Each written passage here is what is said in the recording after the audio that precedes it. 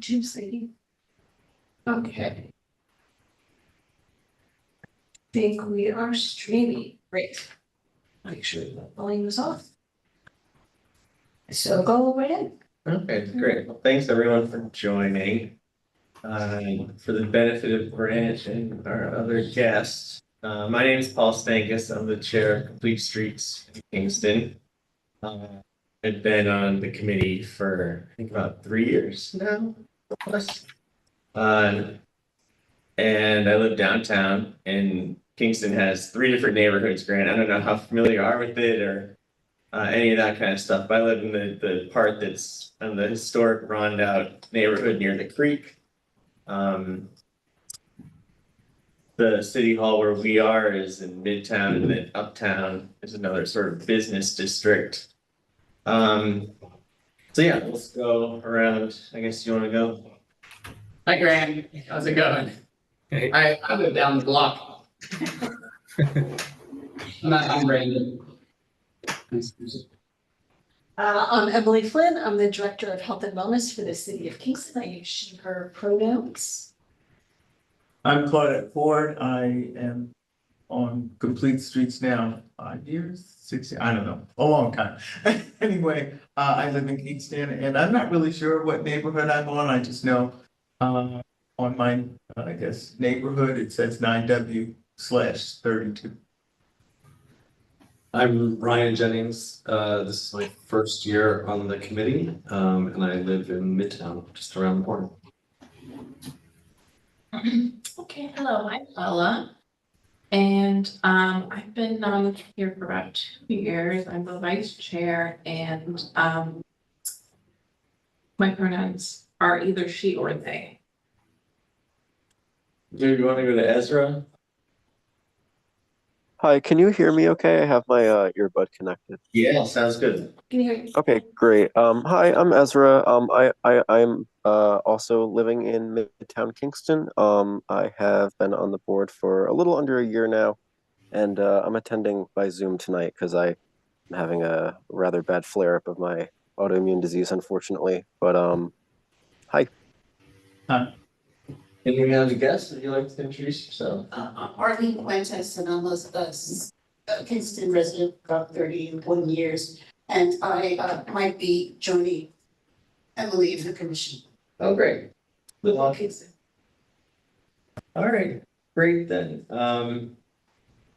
So I think in the interest of time, would everyone be okay if we just jump right to talking with Grant? Absolutely. What's Grant going to be talking about? I'm sorry. Also, Grant is from Madison, Wisconsin. And I guess their sort of focus as an alderperson has been transportation issues in the city. And Gustavo had emailed around their, I think it was called Safe Green Streets plan, which I had a chance to read through and also looked at their transportation plan. So Okay. I know Gustavo sent around some questions before to Grant. I have a couple sort of discussion points. But I think just to get another sort of perspective, which I think is sometimes important. Okay. You know, I was going to say that just this last weekend, I was in Providence, Rhode Island, and as my friend who lives there was saying to me, that all the drivers here are horrible, and then I felt like I came back to Kingston, it's like the drivers there seem fine. And so I feel like it's important to sort of sometimes get some other perspectives from other cities, different sizes, to sort of see the issues they're dealing with, solutions they've come up with, roadblocks that they've encountered, to sort of see how they compare to our own solutions they've come up with that we could possibly borrow and just kind of share ideas. Okay. So, yeah, I don't know, Grant, do you want to give a little brief summary of the work you've done related to transportation? Yeah, absolutely can. So yeah, my name is Grant Foster. I was a city council person for 4 years in Madison. Before that, I was a member of the, it was called the Pedestrian Bicycle Motor Vehicle Commission. It was sort of a precursor to what we now have, which is the Transportation Commission. But I was a member of that, really primarily focused on bike advocacy at the time. I was on that committee for a couple of years, actually kind of led some work around the winter maintenance of our bike facilities, our bike paths, snow plowing, etc. I think that's something that's come up with you all. And that really led to my interest in kind of upping the game and joining getting onto the Common Council, which I did. I was successful doing that. I continued my work and focus around transportation during that time. We did a pretty big overhaul for kind of all things transportation related. Probably the biggest start to those changes was we, in our ordinances, we had a Department of Transportation at the city, but we actually didn't have a director of that department for probably over a decade. And so what we had instead was sort of a de facto leadership falling to the kind of lead engineer for the city on the sort of Board of Public Works side, as well as a traffic engineer that was really, focused on maintaining signals, lane markings, et cetera. And I was really part of a group that advocated to hire a director of transportation and really sort of reconstitute the Department of Transportation, and really argued that by just having all of the transportation sort of run by just sort of engineering and traffic engineering, really kind of missed the opportunity to focus on it a little bit more holistically. So that was sort of one of our first big accomplishments, I would say, was getting agreement to actually hire for that kind of top level position. I think we were really fortunate to get somebody in that role who was pretty progressively minded in terms of, trying to focus in on the modern transportation challenges for cities. He was also a bike commuter, and I think, brought some of that sensibility to things.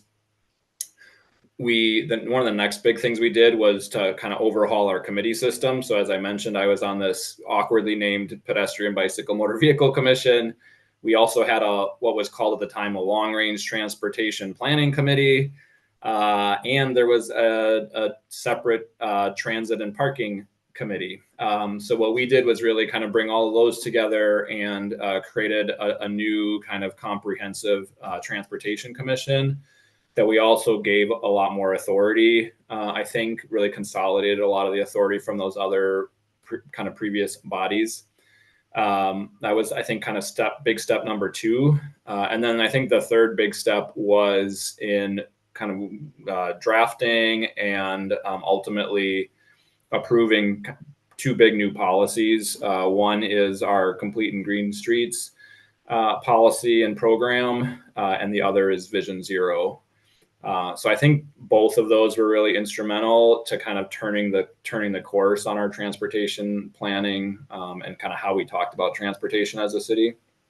So Complete and Green Streets really being about how we use the right of way, and really sort of trying to wrestle with the balancing of different users within the right of way, people walking, people biking, people in wheelchairs, people in cars, people in buses, as well as the other uses that happen in the right of way. So, parking of cars, having terrace seating for restaurants, having terraces at all with trees in them to have some shade or to store snow. And so our focus with that, with the Complete and Green Streets, was to really sort of acknowledge all of those tensions and this need to kind of balance different priorities. And I think if any of you have taken a look at it, we sort of went about that by trying to also acknowledge there are different, what we call typologies. Not every street can be everything to every person. So really recognizing there are going to be some streets that we're really relying on to move a lot of cars. There are other streets that we really want to prioritize for moving buses. There are going to be other streets that we really want to prioritize for some of the slower type things. There are other streets where we want to be our primary bikeways, et cetera. So that's kind of the framing behind the Complete and Green Streets. We also really wanted it to be kind of actionable and to be a guide, especially for city staff and for engineering in particular, so that there were some standards and some expectations that say, okay, we're gonna lay all this out. We're gonna actually designate different streets by these typologies, and then you'll have a reference so that your starting point when we go to reconstruct a street isn't just let's reconstruct it the way that it was before, which was mostly the practice. You know, if you start to want to change things, you're going to invite a lot of people with opinions. Things get complicated, and that could be really stressful for engineers that are going out and trying to get a project done. But the Completing Green Streets kind of gave them a new starting point where you still have to look at all the specifics. You still have to talk to people. You still have to make, you know, kind of fine-tuned adjustments.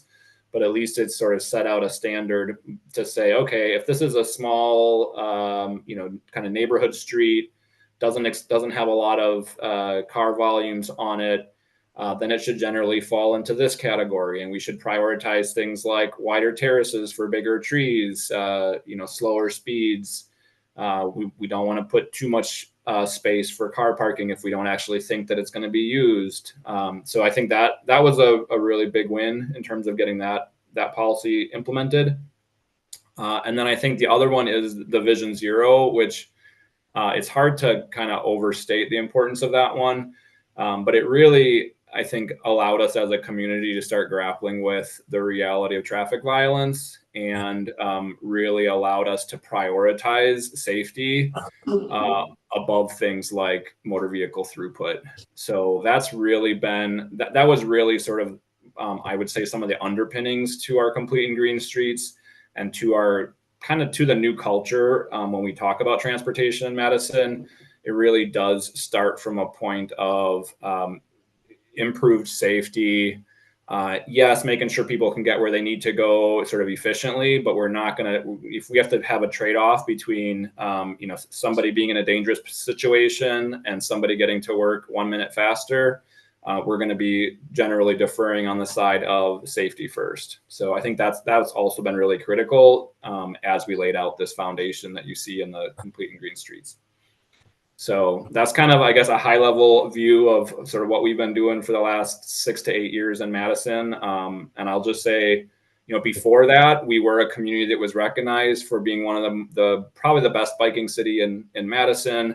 But as someone who kind of relies on biking as my primary transportation, and, you know, having a family with young kids that did the same and really running into barriers and, you know, having big gaps in our network, it's great to see really a huge transformation in especially the last 5 years. And at this point now, kind of every project that comes up, it really is holding to this Completing Green Streets framework. The thing that's put out there for the public to get their first reactions on is something that's consistent with that plan. And so it's really allowed us to implement change much faster, and in a way that's actually reduced some of the conflict that was coming up before in our kind of one-off project meetings. That was great. Yeah, thanks a lot for that overview. That was really sounds like you guys are doing some great stuff. Just to kind of kick things off, I was just curious, how many streets at this point in the city are incorporating these recommendations and kind of this guidance at this point? Like, are you waiting for when projects come up, they're already planned, or are you kind of incorporating bits and pieces along the way? How's that working? Yeah, great question. So I would say, you know, so the entire street network is considered and is covered in the street typologies.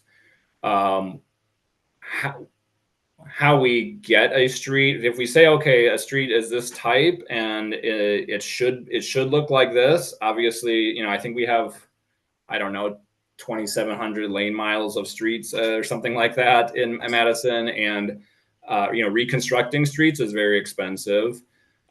Even doing, you know, temporary measures with paint and bollards or other things, you know, costs a decent amount of time and money. So I think things really do fall in kind of two buckets. One is the obvious is the street reconstruction. So, you know, in many ways, that's the best opportunity to do dramatic transformations of streets. For those that have been in street design work for a while, you know that the curb is a really big deal. Where the curb is really sets kind of what's possible.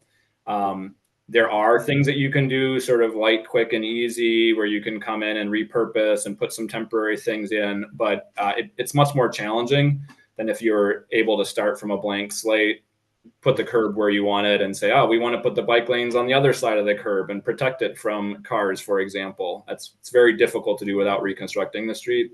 So I think we treat new street reconstructions as sort of our biggest opportunity. But we're only doing a few streets every year, right? And those projects typically are lasting, 40 to 60 years. So the other thing that we developed is what we call our Safe Streets Madison program. This was another thing that I championed, which was we used to have what was kind of known as the traffic calming program. So this was a relatively small kind of budget amount where, we would go and maybe put in some speed humps on a given street that, had a lot of speeding. There were a few other things we could do, maybe some like traffic islands, for example, but it was a pretty limited program, both in terms of its dollars and in terms of what we did. It really did fundamentally turn into the speed hump program. We also, when we took a look at it, I think also recognized and acknowledged there were some real kind of equity issues with how that was happening.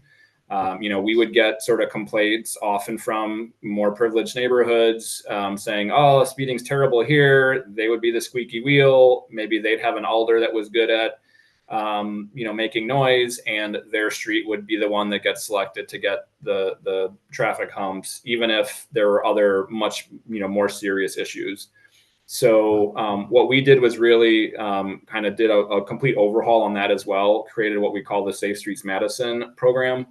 And what we did was really say, the focus is not about speeding per se.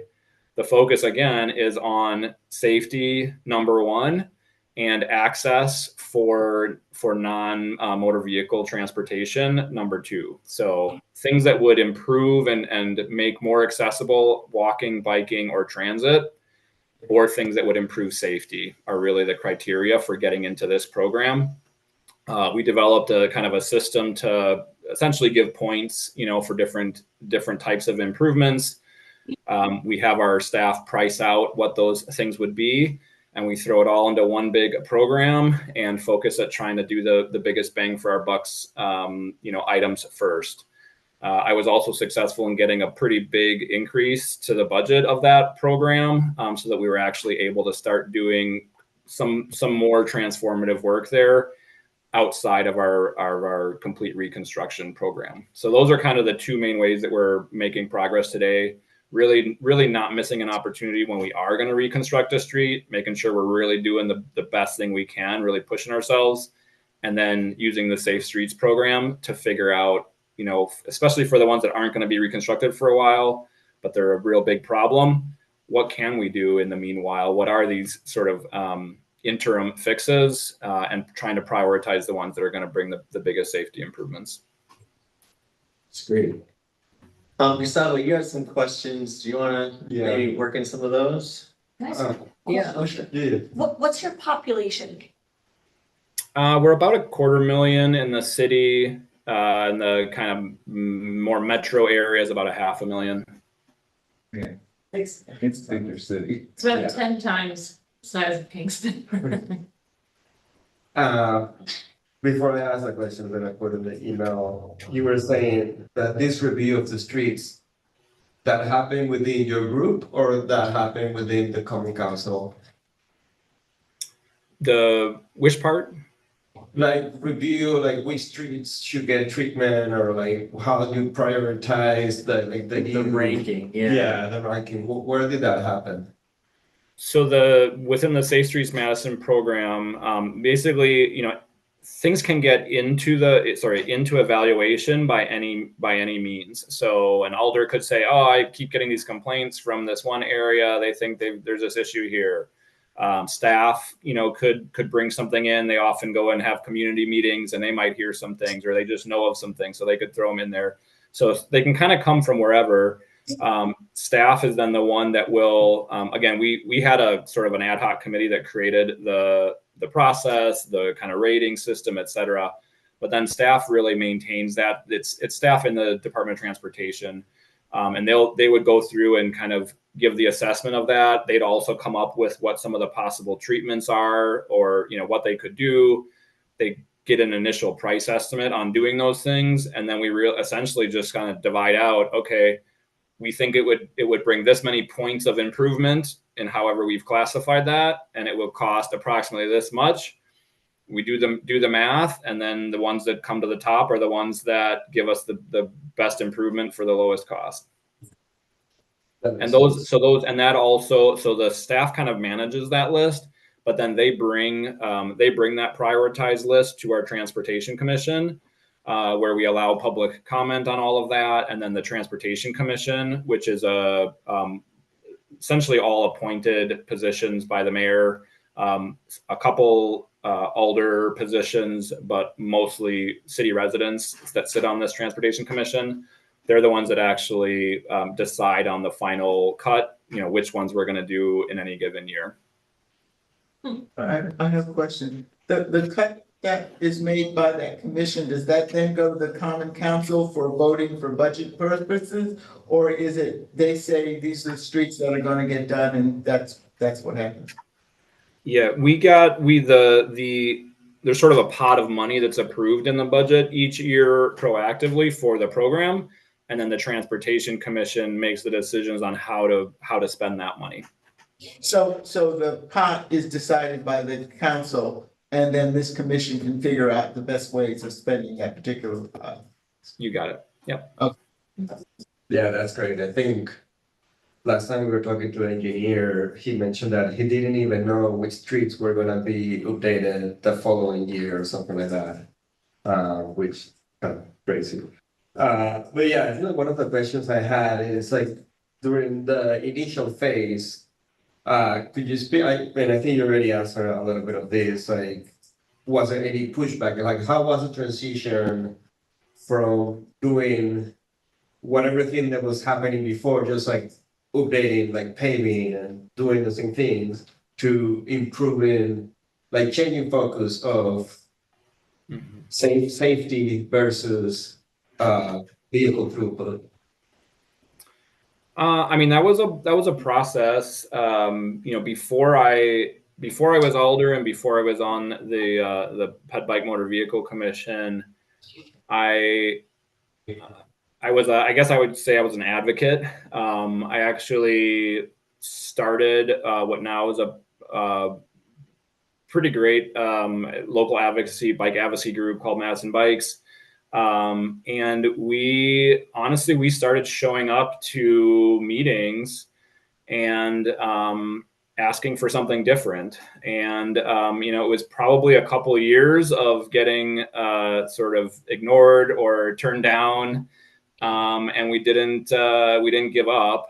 And ultimately, I think some of that pressure is what led to, I think it's what highlighted the gap on our staff side to say we need a director of transportation, because it became unsustainable to sort of have from the traffic engineer at the time saying, well, sorry, here's all the reasons why we can't do what you want, and here's all the reasons why it just needs to kind of be the way it is because this is how we do it. So that was kind of the experience for a while, and it really was in our case, public pressure that started to bring some of this up.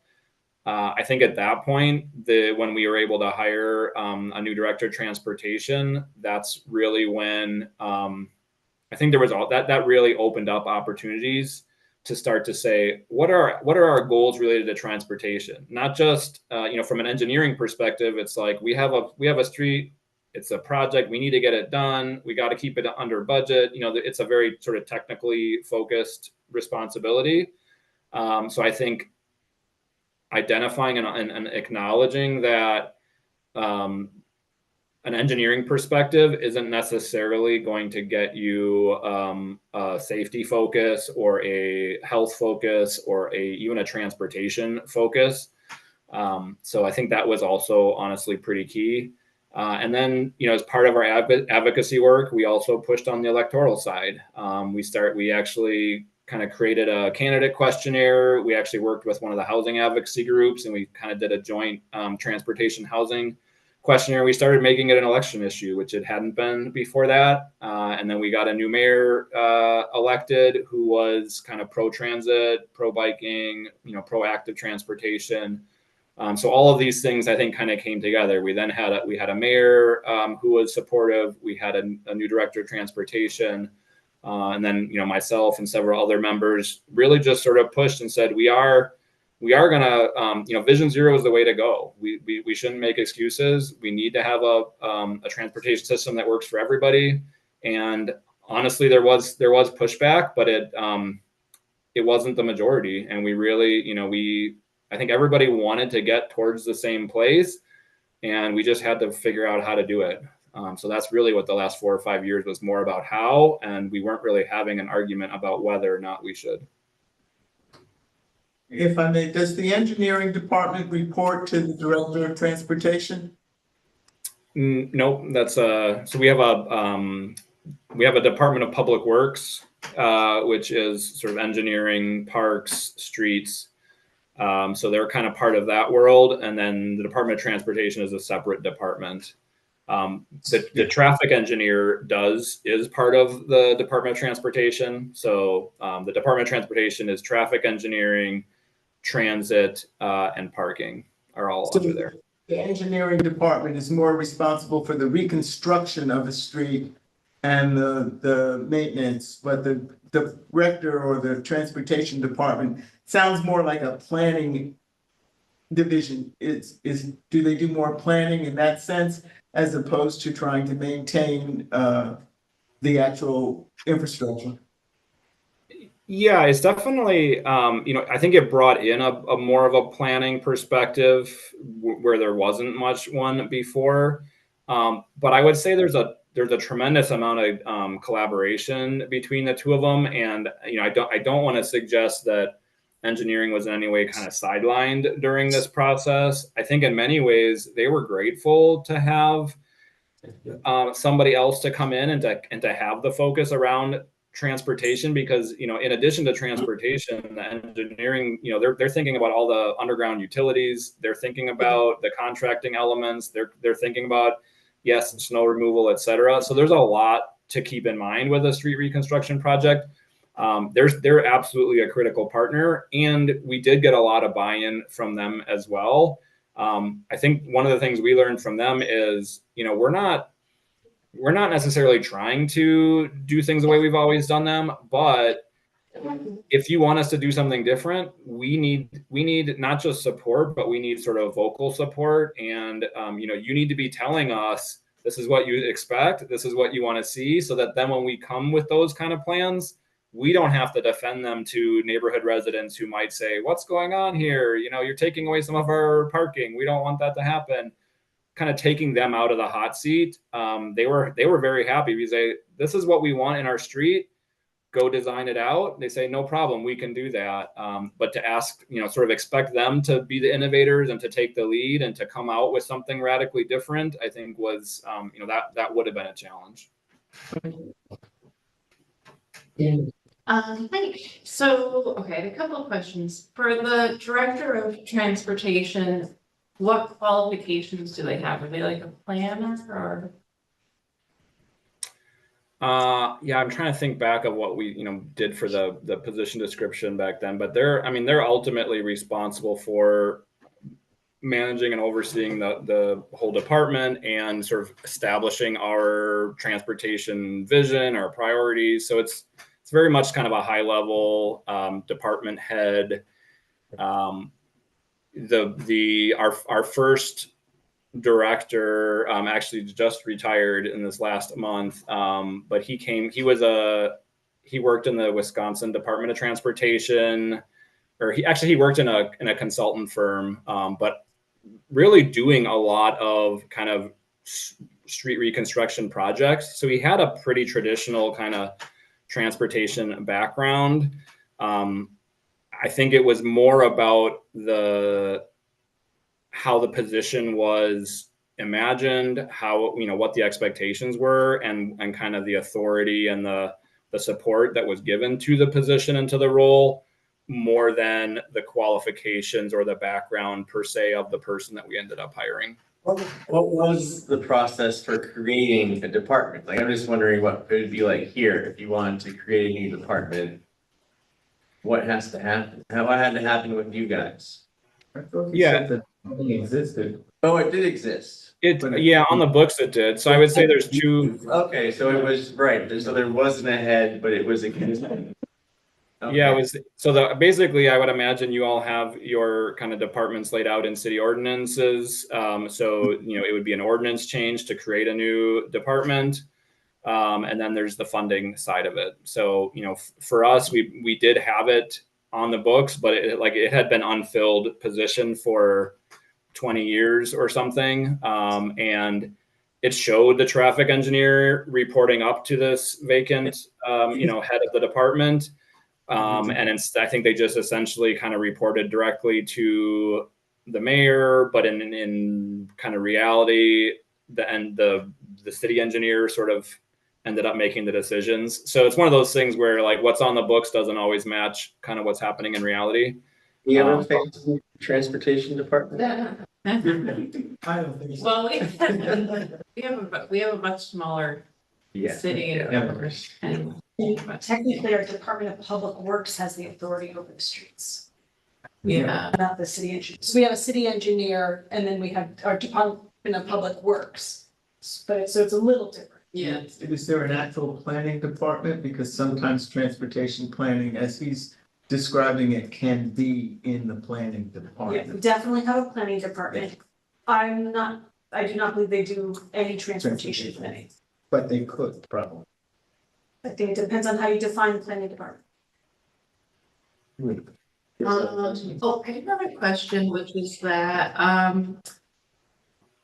it seems like we get pushback, a lot of times when we get pushback about ideas, it's because of snow plowing, like it has something to do with snow plowing, like bump outs are an issue because of snow plowing, speed bumps, I mean, we have some, but, those have been cited as an issue, and just like, narrowing the lanes because we don't have a narrow enough level.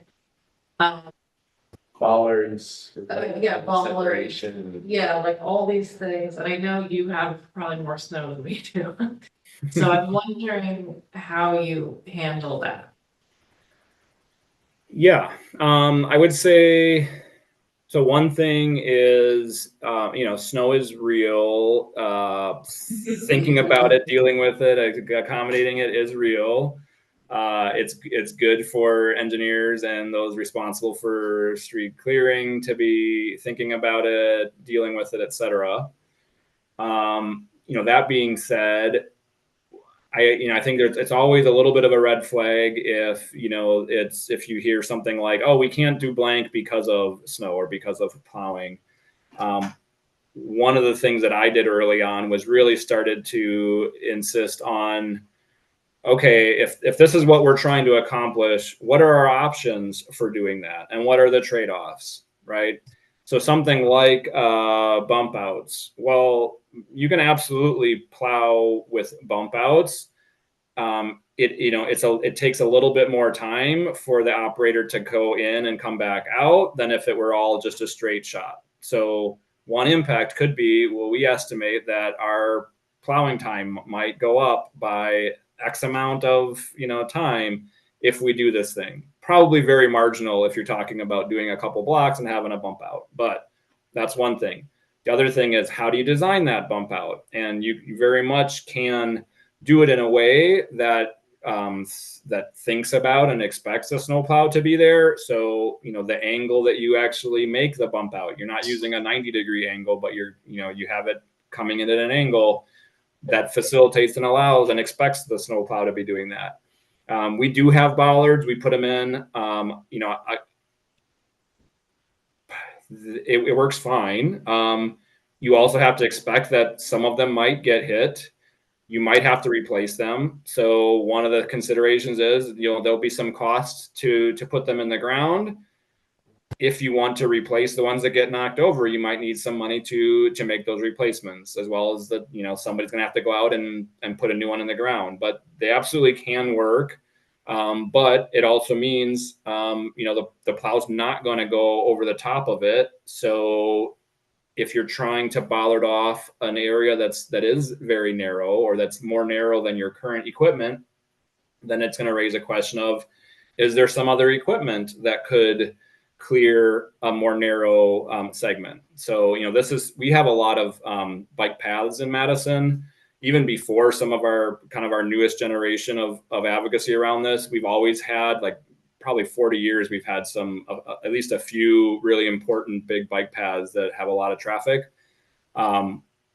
We got pushback around the challenges of clearing those. And I basically did a lot of research and pulled out all the different equipment that can be used to do it. There was, I think, a great paper that maybe the Twin Cities had pulled together of the different things they'd tried and kind of what works best. And one of my big achievements on council was getting additional funding to clear our bike paths on the weekends. So historically, this was a thing where we actually got to a point where we were clearing them pretty well during the week, but we didn't have money for overtime. So that means if it snowed on a Saturday, we'll get to it on Monday. And depending on the weather, sometimes that means stuff was frozen solid and you couldn't just scrape it off if you waited until Monday. So it took a lot of work, and I worked really closely with staff to come up with a proposal that the council ultimately approved. And it wasn't a lot of money, but it was, initially presented as a barrier, we can't do it because we don't have money for overtime. So, okay, well, what if we got you money for overtime? Then could you do it? Well, then we don't have the right equipment. Okay, well, what kind of equipment do you need? And, I was able to get in that same budget amendment, here's the money we need for overtime based on our best expectations and predictions. And we also want to get one new piece of equipment for the Public Works Department so that they can do it. And guess what? They were really excited because that same toolcat they could put on some other things and they could use it for other reasons. So, they were able to get a new piece of equipment that helped them with a number of different things. And in the wintertime, they could put a broom on the front, and it worked great for the bike paths.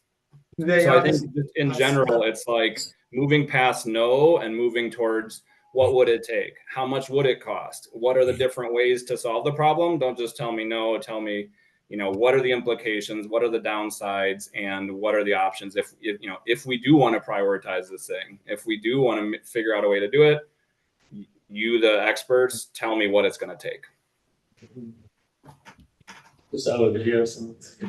Yeah. I think the other questions I have were around, like, how's the public, switching a little bit, how's the public reacting to this? I feel like every time you say, oh, we're gonna take a lane off and put a bike lane, then all the drivers are gonna cry. So how's that experience been, especially after so many years that probably people can see the improvement? Yeah, so far so good. I'm sort of always waiting in the back of my mind for, the other shoe to drop. And I know in some places where they've made a lot of progress, at some point there could be sort of a political backlash, and, somebody else could come out with a very, anti-bike or pro-car kind of position. And if they get power, there's been places where bike lanes are ripped out, et cetera. I haven't seen it here yet. I think, we are at this place where I think there's enough critical mass of people that are really excited about and really enjoy and appreciate the walking and biking systems that it's hard to imagine sort of somebody getting a majority support by coming out and saying, we gotta go the other way. It does come up, I would say the people that are sort of most critical to the mayor right now, sort of trying to pick on our investments in transit, or trying to call out, taking car parking space and turning it into bike lanes. I mean, these are things that are brought up, they're sort of arguments that people will do, but I don't think it hasn't reached critical mass. And I think at this point, it's all kind of full speed forward. It still feels like a tremendous amount of community support. Well, I had made added something that was like a question when you're speaking about the DPW and when you found additional funding for them and got the equipment for them. Are there staffing concerns at the DPW? Our DPW has told us that they're quite short-staffed. Many of the things that you've discussed, we've certainly discussed with DPW and engineering here. And as a former DPW director, I do know that, and having transportation and traffic engineering under my auspices and for many of the departments I was in, the biggest issue you have with sometimes trying to do what you want, even if you get the money, is staffing. Madison is a fairly large city. It's a college city. It's been on the forefront of many things. I was just curious. It was nice that you could say, we'll give you the money for this and the money for that to try to overcome any objection. But usually on the DPW side, we don't have the people. And while it's nice to have the funding there, are you paying for the full FTE at a full weighted benefits package so that they can keep that person? Because in many cases, yes, we've been donated the money to do it. Yes, we've been given the money to do it. But when the time comes and all budgets get tight, you've been on the common council and things have to get cut and you have to cut FTEs, something's got to go. So I'm just curious, did you pay for a person? I would say when you're talking about snow removal in particular, that's as you probably know, it's a very sort of complicated kind of, piece together approach. So for when we talk about snow removal, if you're talking about streets, bike paths, and sort of publicly owned sidewalks, et cetera, we have streets. Our streets division has kind of primary responsibility for all of the street plowing. And then for the bike path network and the sidewalks that the city maintains, that's generally divided up between streets. We actually have an engineering section that's sort of a maintenance, kind of focused group, as well as our parks division. Okay. So in our bike paths, for example, we did, it's not perfect. So every single bike path doesn't get cleared as soon as the snow falls. What we did was we took an approach and said, okay, what are we call them arterial bike paths, right? We said, okay, what are the most critical? What are the highest volume? What are the ones that we really do want to prioritize?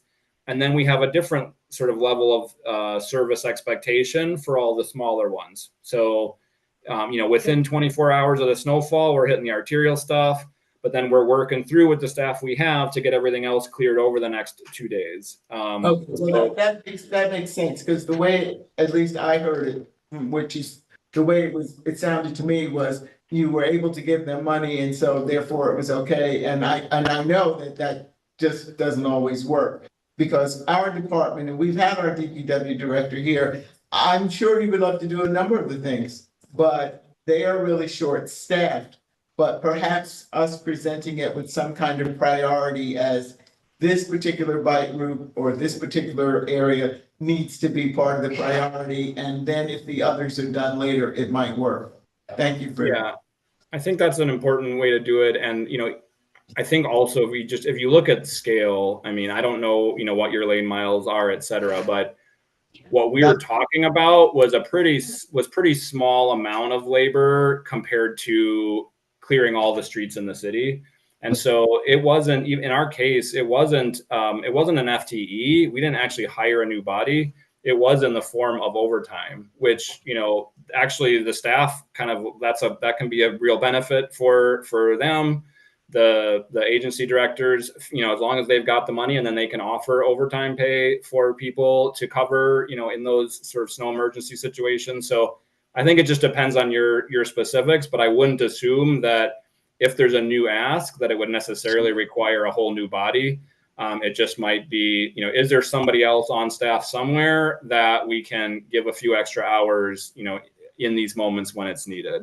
We also, I know, contract out our snow removal when we have, big snows.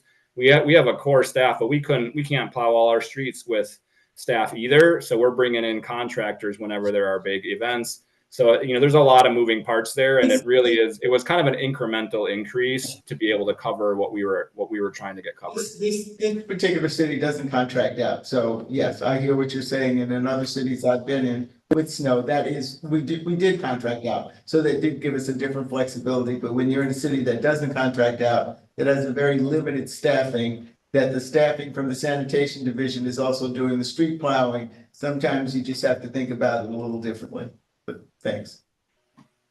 Yeah. I think the other question I had, or more like a compliment, I really appreciated the complete Green Streets document. I think like it's very clear on the intentions.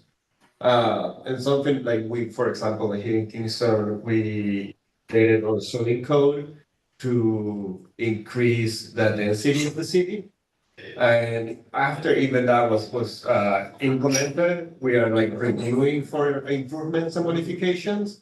And I wonder, for that complete Green Streets document, has there been any reviews or any changes that have made it better? Yeah, I mean, I guess there's a couple of points I would make. One, just somebody mentioned before, what about the planning department or division? I think there's a really important case to be made for thinking about transportation planning together with land use planning. I think this was one, when we really made this kind of public shift towards doing things differently in our transportation space. A big part of it was when our new director came in, and he's kind of he's a math guy, and he really, I think, laid out pretty clearly that with the growth that Madison was experiencing, the growth that we are expecting, going forward, there is just no way to kind of build our way out of that, continuing to depend on cars the way we have been. So there was a land use argument that really pushed us to say we have to embrace different ways of moving people around, because we're not going to be able to just keep doing it only with cars. So I just want to put a plug in for, yes, transportation planning plus land use planning really makes a lot of sense. In terms of sort of changes to the program, I think the biggest, one of the biggest things was not in the Complete and Green Streets program itself, but in our subdivision ordinance.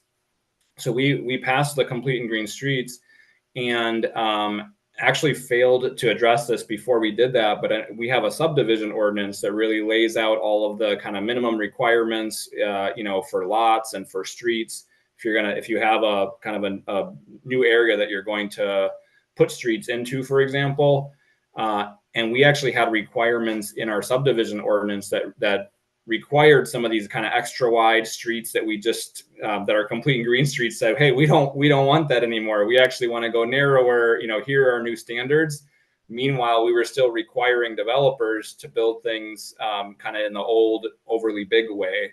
So we kind of scrambled pretty quickly and went and got the subdivision ordinance updated to match our Complete and Green Streets. And we do have the Transportation Commission is charged with reviewing and updating that on an annual basis. It's only been out for a little over 2 years right now, so there haven't been any major overhauls. It's been working really well, so no major changes to that at this point yet. Do you have any red light or speed cameras set up? We don't. They're prohibited at a state level here. I was on another kind of ad hoc committee that was really looking at enforcement broadly, again, especially with an equity lens, and we would have liked to have put some in. There was some talk about even trying to advocate at a state level to get some allowance for them, but they're not permitted here, so we don't have any in place. Yeah, in New York, you have to pass a law at the state level for each jurisdiction where you want them to be. And we recently were allowed 3. We're going to put them in school zones. So I was just curious if How about any sort of ride share, like a bike, scooter? We have a B-cycle, it's a Trek B-cycle program that, has been, I think we don't actually pay any public subsidy to it, which is a little bit rare. But I think Trek Bikes is kind of located close to here, and they used this as sort of their test case when they were first developing that program. They recently sold it to somebody else though, but I think just recently they kind of switched over to e-bikes, and there's been a huge uptick in the amount of utilization of that. So I think they're doing pretty okay right now. But we do have a pretty decent bike share program. Is it docked or dockless? It is docked. All right. Yeah, and that, I guess that is a place where the city has supported is kind of allowing electrical connections or even some space in kind of different spots to get them put in. But they largely work with other property owners, new developments, et cetera. They're pretty good at kind of getting little spaces carved out and adding in docks.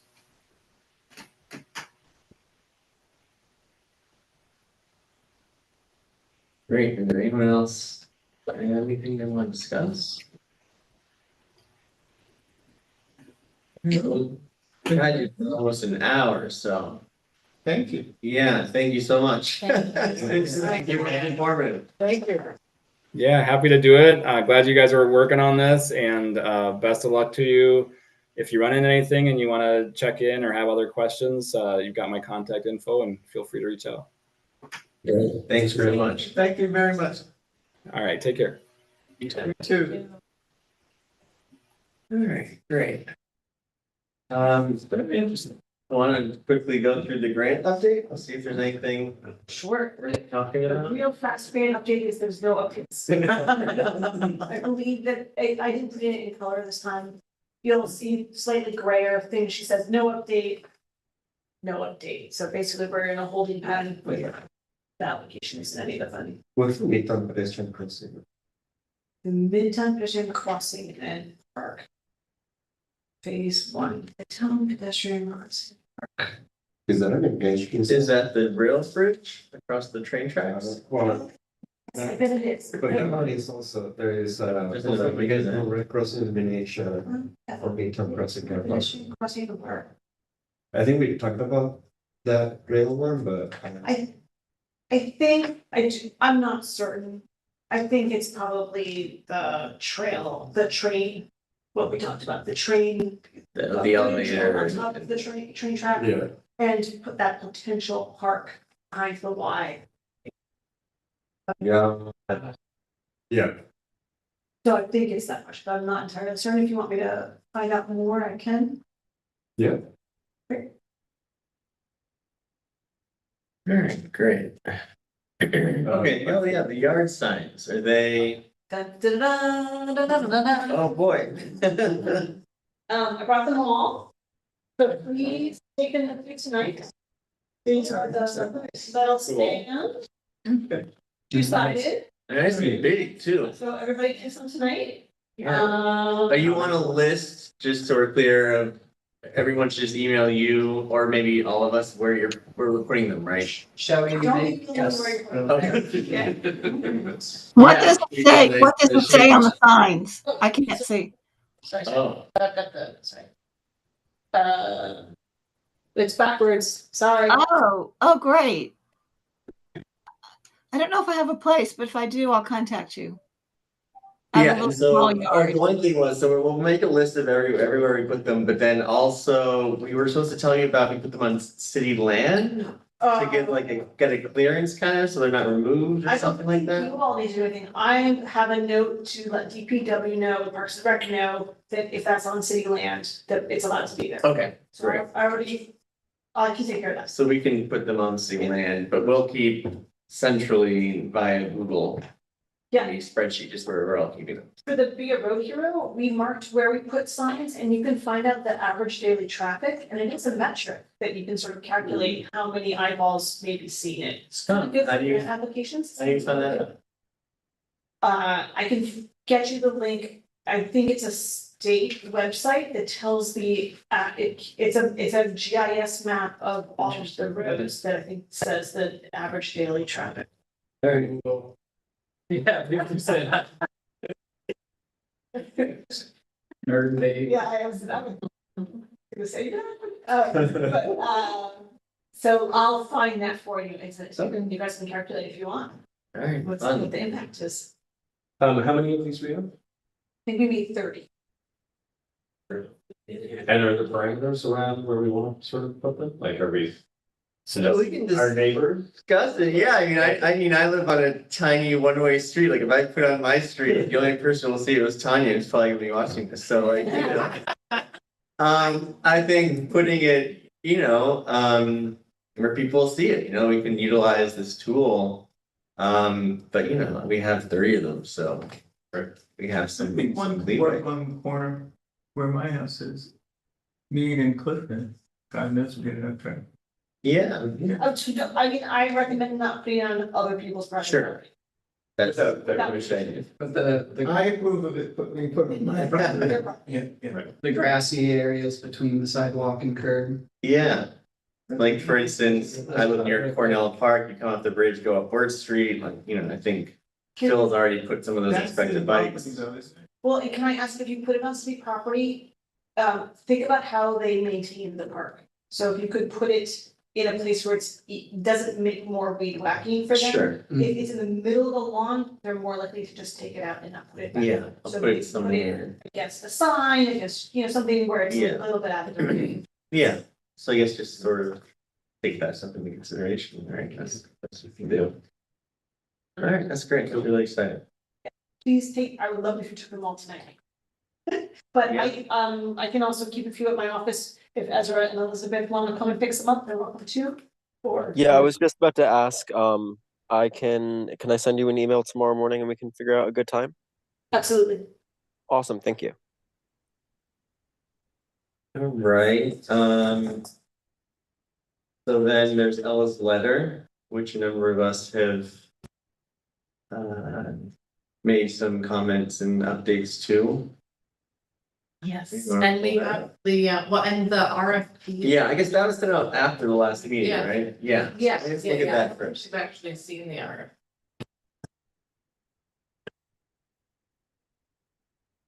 Right, because I remember during the meeting, we were trying to find it, we were finding those other random ones, but yeah.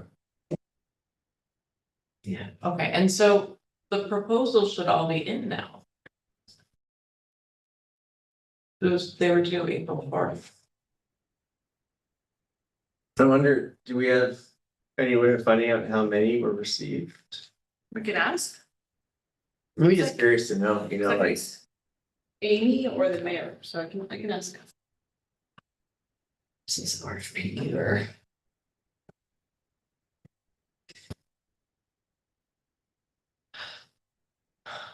And are the proposals made public before they pick something like, No, okay.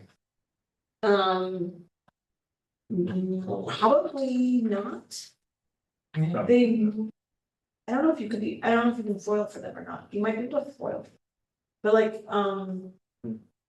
I've never published the proposals that I've received for my projects. I don't know if we do that usually. And then who's gonna pick the winning project?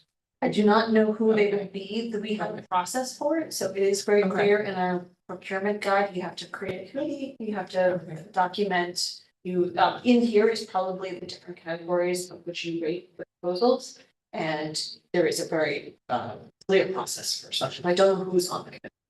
I don't know any of those details. I think most of the time with the RFP, like that, they're not submitting them unless they're confidential, because they don't want, they don't. They don't want They don't want their competitors to know. And usually for the selection, depending on it, it's either to be done completely in-house, or you could choose somebody from the public or from a committee like this to sit on the review panel and then rate and then make the recommendation. are those review panels open to the public? No, Usually the mayor or the project, usually in what I've done is I've asked the mayor for recommendations, that's actually doing. Okay. Right, it's a bit of a conversation between the project manager. But just like they're here and they come and they kind of sit like in a council meeting, where no, they're not open to the public. Then member of the public, like say somebody from this committee or somebody that the mayor recommends, could be on that actual review panel for the RFP. Sure. But not. Yeah, No, not it's not just, because it's still confidential information. right? You know. Yeah, it's usually city staff and then maybe one community member that is uniquely suited to that. I understand that, yeah. Sometimes sometimes the county and the city will help each other, so I've sat on county proposal reviews that have to do with transportation in Kingston, for example.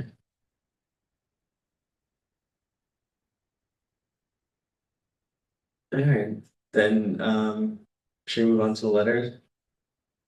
Yeah. I didn't bring the art. I didn't see a letter linked in the. Oh, yeah. Oh, I'm sorry. No, it's okay. I think we were still like working on it. It was because this agenda kind of came together a little early. But it's a Google Doc. Okay, why don't I just go, why don't I share? Yeah, if you can email. Or we can go home. Or if it's in the complete streets folder. Incredible. Not sure. I don't know. So I think I was working off of Ella's drive or whatever it might have been. I didn't think I saved a copy, so.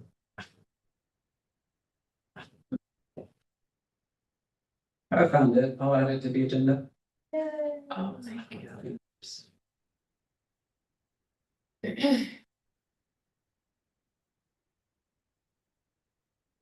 Great, so.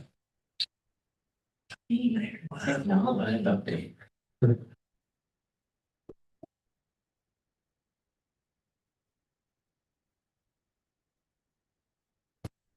So I went through the comments and some of the little, little like edits I just put through, Yeah. but some of the other comments that were more like about the content, I didn't. I know there's still like some questions sort of Yeah, generally, so. yeah.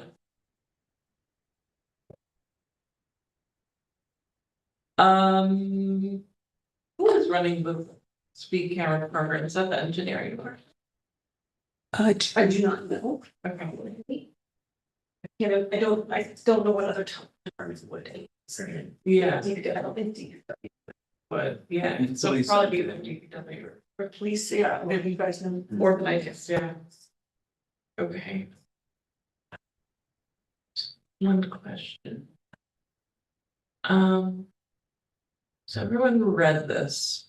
Did everyone read this letter? Most of us. Okay, great. So I guess Emily, I was thinking maybe we could go in the right, to the right, there's those comments. So I was thinking maybe we could go through the comments, because those were. So Brandon said, has anyone from DPW actually said yes, this would help solve the problem with maneuvering snowplows around traffic calming? And I said, yeah, they have said that they can't have narrow lanes because their snowplows are too big.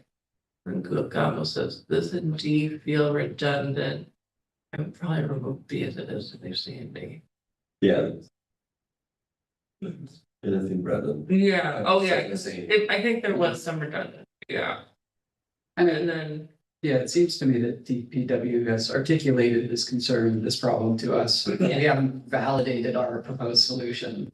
yeah, you mean like, is that the real solution that we need? Right, are they like articulating this problem and we're like, okay, we have a solution? Yeah. And like, Yeah, they that's not haven't given us any feedback on whether that will actually solve the problem that they're Right, yeah, talking about. that's true. So maybe we should take up that too. Yeah, but that does tie in with what Graham was saying, right? Like they help when we're talking about like the snow plowing and the way from the street. That they got the money from the council. So this is kind of like a way to find revenue. Maybe it's no plow, maybe it's sweepers, like Yeah. maybe anything. So We could just say. equipment. Yeah. Yeah. Totally, I think if we just drop including small Of the same, snowplows okay, for some Okay. equipment to accommodate new traffic calming designs, like, that seems great. And then, okay, yeah, that sounds good. Okay, but I'll make that, should I make that edit? I'll make it right now. Oh, should I use them? Nobody is, oh, thank you. Great. Okay, so now smaller snow clouds. Purchase of. equipment. They already said they had a piece of equipment that they don't use. I'm just, I'm just cautioning. Which, Um, what did they say? he said they had some kind of piece of equipment when we talking about snowplow that. And they rarely use or they don't use because of people. And I really think, well. Right. Their biggest issue or their pushback is gonna be people. Right, yeah. And so that's why I was saying, it's nice to say, oh, we gave you the money, and I kind of thought his answer about, well, people are looking for overtime was like, yeah, you don't live in the world that they live in. But, just so you know, I think it's good to say if we're finding or whatever, but I do need to, I think, understand that the biggest pushback from TPW is Yeah. So this is all well and good, but unless somebody gives me some more people, I don't know how I'm going to accommodate all this. I didn't get the sense that they didn't want to do it. I just got the sense that they don't have enough thought. So, Yeah. I just, I think send a letter. I'm not saying don't. I'm just saying, just be understanding Right. of the hesitation. Definitely, and well, that's one of the limitations of the speed camera funding for sure, because. I mean, part of this recommendation is that we shouldn't be using this money for staffing because it's gonna not be a consistent, reliable source of revenue, but I agree, I mean, maybe we could talk more about how we could better fund DPW and engineering as well. Yeah, I think they would be very receptive to that. Yeah, Because for what Grant was saying about the transportation department, which was was in their ordinance, but they hadn't funded it, I had a feeling there was a whole lot of stuff yeah, for why they didn't fund it. Transportation planning has usually been in the cities that I've been in the planning department. Okay, now they work closely with everybody else, but they were actually planners who worked from the planning department and made sure the grants. In Berkeley, I did have transportation, I had some transportation planning within, in my department. But from the way he was describing it, it was, oh, they already had a position, they had a department, for whatever reasons, they didn't activate it until they decided to do it. Yeah, and we really don't have anyone in the city that just focuses on transportation. No, because by default, it usually goes to the city engineer Yeah, or the DPW director, who could sometimes be an engineer. That's really why. yeah, It's the least expensive way of getting to the expertise that you're looking for. But as he said, which is true, engineers are not necessarily designed to, it's a totally different world for them, and I understand that. And it is a tension and a challenge. I'm just saying that this group, we just need to be sensitive to, yes, a lot of that is really good. But Yeah. from what I hear, even from the engineering department, it's staffing. yeah. Well, maybe we should put in a note about that. Or actually, maybe we should be writing a letter and talking to the older people about how we can get more. How you can get more Yeah. funding or staffing to, Yeah, More competitive salaries, like. Well, yeah, Yeah. For that. Did I read somewhere in the paper that they were looking to do a salary study? I thought it was for the city of Kingston that they were looking into doing some kind of salary study. I heard that. All right. I forget how many years ago, there was, I wanna say 3 years ago, there was a big salary bump for everybody. And, I don't know, sometimes those discussions happen around when the union contracts come up. I don't know where we are in that cycle right now. I sort of got the impression at the time that it wasn't gonna happen again for a while. Like that was sort of a big bump for the city, and then that's a whole different, that's not a different conversation, that in itself is a whole conversation about. Oh, yeah, but part of the issue is you have to offer a competitive salary or do something to attract people. We can put that as an aside in the letter that sort of we are cognizant of this issue, Yeah. to sort of not leave ourselves vulnerable to sort of criticism. Right, get ahead of it. Okay, but we could put jobs should not be tied to speed camera funds, but we could say something below that, like. As an aside.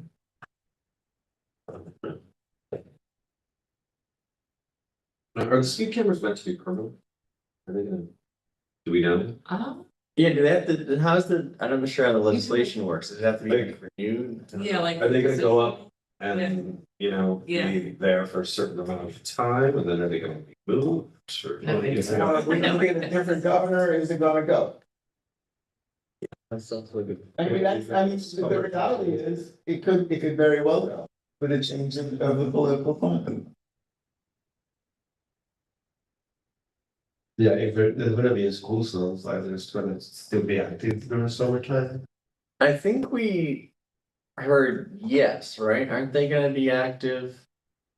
You I guys remember- are much more experts in speed. Yeah, I think do we. not know how they're. Well, the schools are not necessarily closed, there are still activities Right. and programming that go on in most of the schools, even during the summer, a summer session or something. Something has happened, so more than likely they would be, I would see them running all year. Can I go ahead and consolidate B and D? Yes, Yes. please, thank you.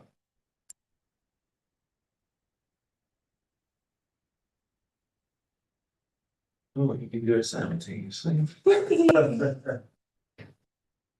Really great live stream watching.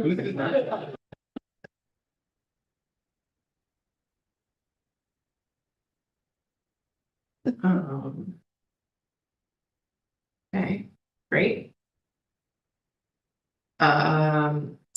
So.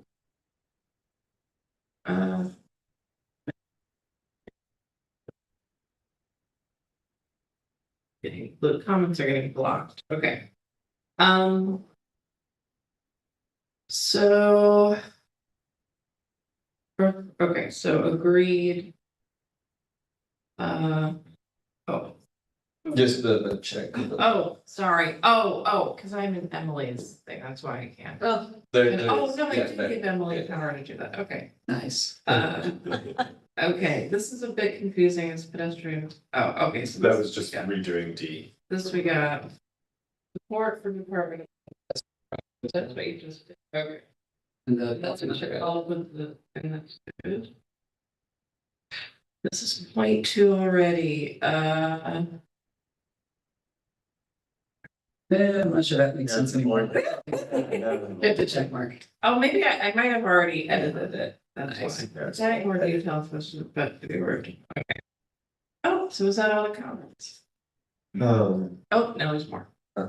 Sorry, yeah, what were you gonna say? I don't know, something that Brad mentioned, I don't know if this is addressed here, I can't remember it. About where, so for example, we're saying like, oh, this could be used for a particular recent project. How the location for those projects are gonna be selected in a way that is. Right. equitable. Yeah, yeah, I don't know if that's said already, but if not, we should. I think like yes. how That's a those very good locations point. are gonna be choose. Would be nice to be added. Would. I think that's gonna. Was that just? Where would, I mean, we Is it could going with the mention camera? that. Oh. Yeah, like, We yeah. could mention that, but maybe not go, maybe the mention No, would but be to create. Yeah. Yeah, A I system think for that that. makes sense. Yeah, this kind of needs to be cleaned up and made more clear, but, so we could put that somewhere,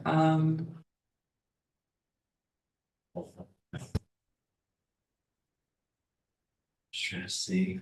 Maybe there should be like a should be up here, number 3, number 3, there should be a framework. on Okay, how to yeah. select yeah, The use of this fund in a way that they're equitable, yeah. Yeah, and we can expand on that later. yes. What did you say? Create a framework to, On how these funds are gonna be used in projects in a way that it is equitable.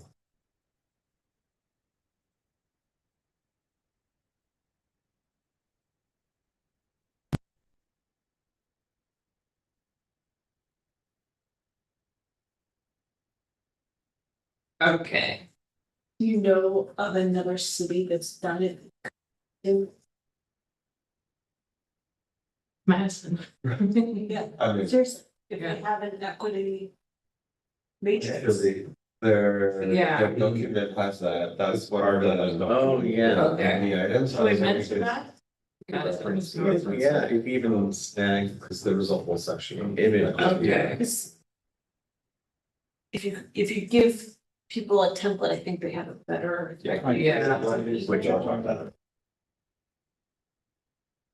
We do effectively. But Madison is huge. Yeah. That's where we can punch above our weight. You really punched the button. Well, we don't have to, we're not as. we Yeah, don't well, have to, when like, you said make it 2,700 big. lane miles, I was like, Yeah. yeah, well. We have 90 miles, You- not lane miles, but 90 miles of road. I'm like, whoa, you guys got a lot of flat space, a lot of new streets, yeah, Yeah. it's totally different. I also looked at their mileage, they have 100 miles. I think the municipality is 100 miles, we have, 100 square mile, I think it was 100 square, yeah. So I know we're 3 miles long, maybe 5 total square. Yeah, about eight square miles. But so proportionally, that's a similar density to Kingston. That's interesting. And in terms of like linear miles of infrastructure to maintain, it's pretty simple. It's like It's proportional. It's proportional, you know? So like the more infrastructure you have per capita, the more expense it is on everyone's back, you know? Yeah. The only difference that I think would be that Kingston is a much older city than Madison. I would think that Madison might be in the, Is Madison flat? I think it is flat, but I think it's more in like the 100-year-old. It's probably more of a grid system. They have a Yeah, denser core. yeah, and as opposed to, the 200 or 300-year-old. I mean, our infrastructure is very old and crumbling. Yeah, he did also mention a part that was like, oh, for new construction. Yeah, New things, I'm like, that's not gonna happen. We're not gonna be reconstructing a new street. That's just like, well, that's real good. Yes, you can do this on a brand new street. We aren't gonna get a brand new street anytime soon. Well, Stone Court. yeah, oh, we have Bluestone Court, and also what we're buying. They're putting in a new street. Well, that little, It's it's like, what do they call it? It's like Little sign. a map, no, a paper street or Oh, something. that's- Oh, well, we have paper streets, yeah. No, the paper street's on Farming Park. What's that? No, I thought it was like Garrigan, that little street that kind of is a driveway that doesn't exist, yeah. Oh, that might be, maybe that's a paper I street think too. it's a, that's where I heard the term from. Yeah. For me, the first time I Yeah. heard it Yeah, was it's Farming street Park. that exists on a map, but it doesn't exist anywhere on, yeah. There are a lot of cities that have paper streets. It's like, Yeah. that's a paper street. If you look on Garrigan, there is a gate, like a big gate there, but I don't think it actually exists as any sort of street at the moment. And my understanding is that the paper streets don't qualify for the usual funding. That's the key difference. So the Farm and Park Road doesn't qualify for CHIPS funding. So that's why Novo is paying for it. Would have to be upgraded to a certain level and they're not gonna do it. in order for it to be accepted. That's good to know. Yeah. That's interesting. We had a few of those when I was in Oakland. We had a huge, a fairly sizable development of affluent houses. And their thing was that they wanted the city to maintain the streets, and my streets people were like, yeah, but they didn't build them to our standards. But they were like, okay, we still want it, but they, like you were saying, they were building, but it wasn't what we wanted, so they didn't want to take them. Yes, you have to build it, you have to do certain things to make it up to the standard that the city will accept. Fascinating. Yeah. That's interesting. Makes sense. Drainage, gutters, all kinds of stuff that. In particular? I just want to say before, because we're, Are you gonna close? Well, no, Well, I almost. was very, impressed by the questions and comments that I've been hearing with the Right. section, so I was really good, so I wanted to say that. I do want to say one other thing. I noticed on Bike Rider, and I noticed that Google Maps isn't current about what reality is of our paved roads, and I don't know how to fix that. Does anybody know? oh, I've noticed that it still shows like the railway tracks sometimes. Yes. Is that what you're kind of Yeah, referring to? they're showing some hits unpaved, but when things are paved, for example, the O&W connection into the Right, right, unpaved, and I don't think they have linear park, correct? right. But besides that, I'm I mean, I'm very impressed with everybody. if you click on it with Google, you can usually then click tell- edit or something You like tell that. them what for? Yeah, Yeah. you can go to, Is that the IT department, or is there a division within engineering that would update that? with Google. It's Google, it's outside of the a city. big engineering It department. should know. No, I mean, It's smarter than all of us, it really should know. Yeah, well, yeah, but there is a linkage that you kind of put in Hmm. what's reflected on your city, so. Okay, I'll work on that. Yeah. I'll talk to Google. Yes. Call them up for us. Yeah. So it's true, I think I once said, like, I once saw on the map that there was like a Bitcoin ATM machine at Post Office Park. Do you know what I'm saying? Yeah. It's like, I like, Elena goes like, thank you for your edit, and we also agree there was not a Bitcoin. I've done so many edits, I love it. Liberty ATM right there. So I think people can make suggestions, I don't know how it's then. Oh my God, then it sounds. I think it's Wikipedia. I think you get sort of basically kudos or like, you build up credit with them. And if you have made a lot of edits, then it looks at your edits favorably. Yeah. There's now when I make it as a suggestion. Having worked so I used to work for Apple Maps, and there's in fact a whole pipeline by which this feedback gets integrated into that data, involving a lot of people, like human beings, eventually like looking at your feedback, Googling around, like seeing if they can like validate it, you know? Yeah, yeah, I mean, now there's like more and more sort of filtering AI layers to it. Yeah, they're filtering out spam, repeat things get consolidated. Yeah. But eventually human beings gotta look at it and like make a determination, is this real or not? And that's part of why it can take a while. So should we send this around for some more sort of Yes. external review or what do you Yeah. think? I mean, I was hoping that we could have a little conversation about the fines and consequences, because it's kind of, like, this is where we got to now, you can see that it was some talk about fines and equity and tier hours and stuff, so Doesn't the state tell you what you've been charged for? the state, I'm sorry, maybe I missed it. You said state. no, I not was state, thinking. no, not, I don't know, I don't know. Is there legislation, you said, we had to get approval. Right, Yeah. yeah, there's like a bill. Like for the community preservation plan, it clarifies what the funds can be used for. Oh, That's really? in the I can- legislation. Okay, let's Google it. But even if it doesn't mean that what the funds should be used for. Mm-hmm. So for community preservation plan, which might be very different, Yeah, very clear yeah. on what you can and can't use it. But I think you should Google what the state says that Yeah, we should definitely find that. what it says those funds can be used for and how they can be used, because if it's a state, Download bill text PDF.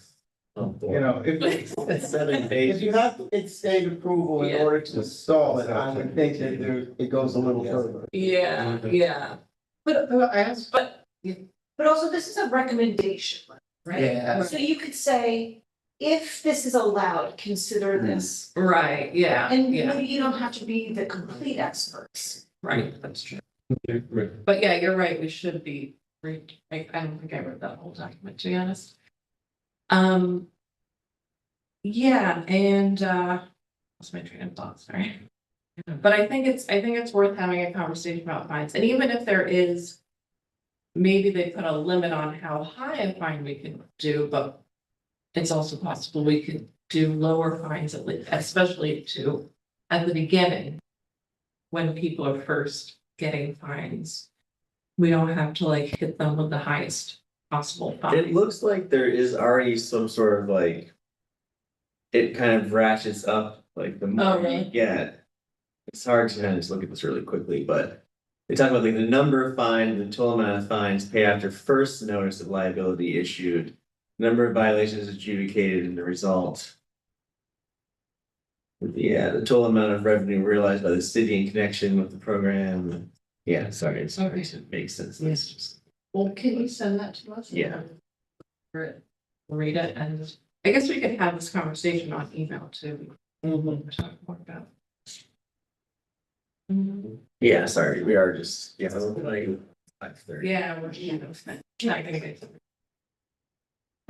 So yeah, the next item was revisiting Broadway, which I think, is there anything that we need to address with John, maybe? I'm not sure. You know, this is like the bike box in Elmendorf, the way it says Liberty and the automatic walk signals when the bike signals. I've noticed that's happening on Broadway now, more and more. Well, automatic. Yeah, when Yeah. the bike and walk signals are synced up, which is Yeah. pretty great. Yeah, he said that in the email, like Yeah. he enabled that, so I think like that makes a huge difference, but. I still don't see a reason why that can happen to Cross Broadway. Hmm. He argues that we use this money for that, and it's a way to reduce emissions, but. I don't. I wonder- You You know, like, I have an old car and a new car. My new car, when I stop, that shuts the engine off. But I wonder if more and more cars start doing that sort of thing, you can kind of. And same as electric cars, right? Yeah, and so like, you know, you do more and more, that's gonna be less of an argument. You know, it's gonna be a long time before the majority of cars on the street And like, use that technology, but. Well, it's also like what Brian was saying, like. The lens, like, we need to have certain criteria that make it very clear that safety is the number one. Priority and reducing car emissions, a stoplight and curb cutting the. So. Yeah, I think if we got clear on that, it would help. Yeah, for you know? I mean, there's no better way to reduce carbon emissions than Yeah. encourage people to walk. Yeah. So I feel like in the email, I summarized it and share it, so you all could read it. Like, you can see the idling time carbon emissions versus everything, you know, it's like the math to me like doesn't add up, so. Yeah. And like the boys on the backbone for Liberty Street, that to me is really concerning. And that is something that companies do. I would think it would be a pretty. And Right, yeah. it's still broken over a year. I feel like if somebody Where's it, what is it? Liberty Street. on Liberty Street Oh. Roadway, when you press, it says that you can cross, you press the button to cross Liberty Street, but it says that you can cross Broadway. That's bad. So if somebody hears that, like, they can just start crossing Broadway. Yeah. Without, you know, like, that to me is like a liability to the city, and it's been a year and how can be that addressed? So, yeah, I feel like I personally would like to escalate this, I just don't know. But, We could draft a letter, Yeah. you know, if we feel like it's not being addressed, and it's been like this for a while. I could do that. Make a video and post. Online. yeah, I did want to have it. So you done it 3-on-1, that's. You know any Stand in influencers? front of the podium, say it hasn't been fixed. The council looks over at the department and says, it's not fixed yet, fix it. Yeah, And then they go, we don't have spark. But whatever, yes, but you could make a bigger noise about it. Yeah. Yeah, that should be nice. I mean, I also feel like same for the bike box, there's like a lot of, Yeah. you know, it's like, oh, like the bike box and whatever, but. If you stand there, there is like angle that is not visible by the camera. So you can be sitting there for like 10 minutes and you still like get picked up Yeah. across. Yeah. So I feel like that's gonna incentivize people from using that and just like go for it. Which again is like very, very dangerous. And he's like, we don't have the budget for it, but we have a painting department, like Yeah, just like we could just repaint the three box. bases cover. Yeah. No, I just had that work doing Yeah. that. The green paint that was on Broadway, the city does not have the materials or the equipment. to paint it. We have Would to it go look and like- get like outside. it look special- better It's a special high vis paint, because Yeah. it was.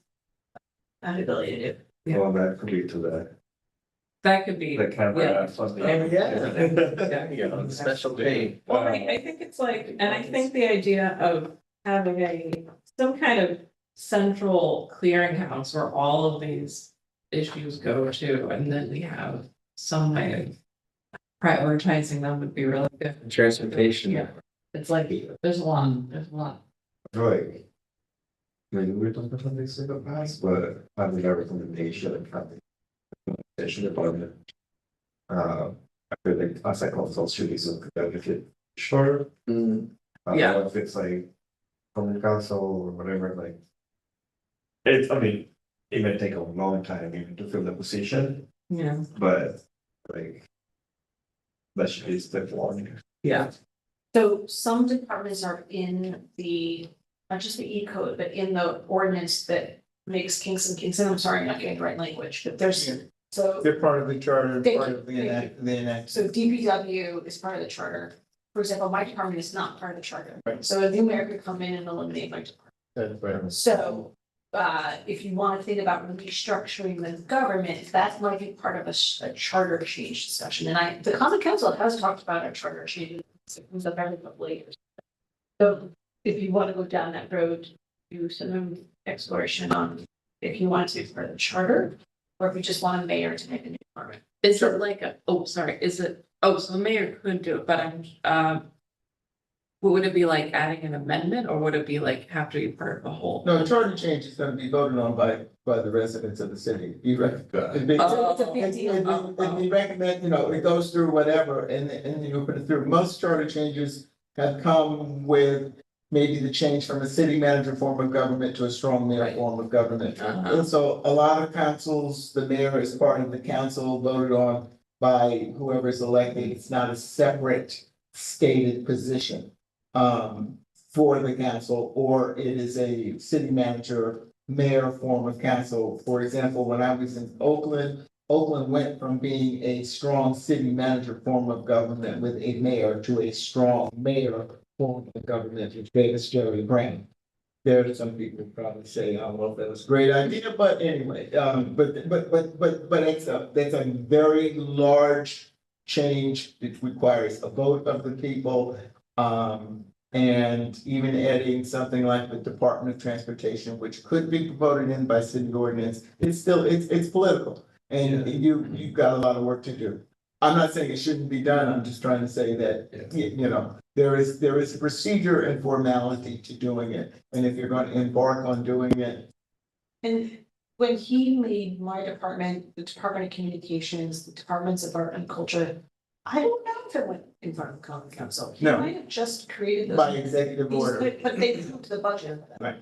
Oh, okay. So just, see pros and cons to everything. Just Yeah. think about what you're asking for, and how you're, what you're actually asking for. I think that there is some existing momentum toward charter process, and so that might be something like that.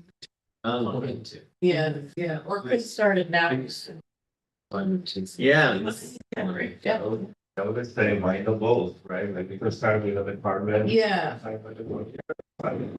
For something else. Yeah. Yeah. Yeah. You want me to stop streaming? You guys done? You can make it, yeah, I mean, there's just some quick things about the recent crashes, not even fatal, but they're still pretty alarming. Can I mention, I won't be at the meeting next month. We can, What do we do? yeah, we can try to figure out a way for you to, basically. All you really need me for is to stream the meeting. So I could probably have a colleague come and get the meeting going for you if you'd like. Would you like that? Sure, that'd be nice. Oh, all right, fine. All right, thanks. We have to move to adjourn the meeting. Yeah, I guess we might as well before everyone kind of departs, so I guess motion to adjourn. I move. We adjourn. Second, all right, great, but meeting adjourned.